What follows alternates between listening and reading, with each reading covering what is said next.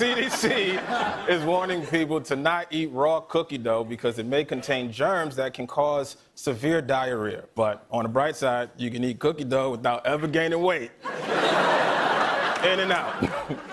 It was reported that the Boy Scouts of America are considering filing for bankruptcy in the face of declining membership. Yeah, apparently there's some problem with their business model of hoping parents will pay adult strangers to take their children deep into the woods.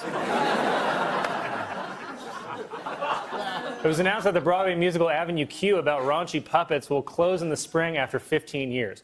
But if you still want to go see raunchy puppets, just head to Times Square and watch Elmo kick and pigeon.